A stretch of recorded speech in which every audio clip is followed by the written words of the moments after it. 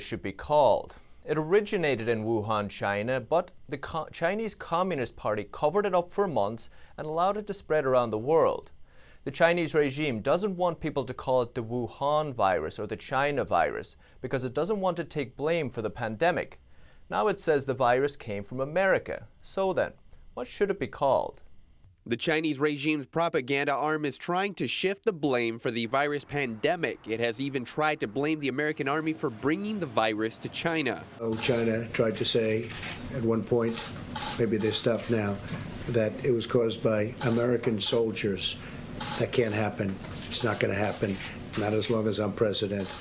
The truth is, it was the Chinese regime's cover-up and mismanagement that allowed the virus to spread throughout China and create a global pandemic. To keep this fact clear for our audience, we will now call it the CCP virus, short for Chinese Communist Party virus. We make a clear difference between the Chinese Communist Party, CCP, and the people of China, who are also victims of the regime and the virus. Under the CCP, doctors were silenced or arrested, reporting delayed, numbers covered up, and journalists expelled. National Security Advisor Robert O'Brien says it probably cost the world 2 months it could have spent preparing for and preventing the spread. And now, as the global cases of infection surge above 200,000, countries with close ties to the Chinese regime are suffering the most losses. Italy was the first and only G7 country to sign on to China's One Belt, One Road initiative. Iran also has a comprehensive strategic partnership with China. And Germany's hardest hit state houses a sister city of Wuhan.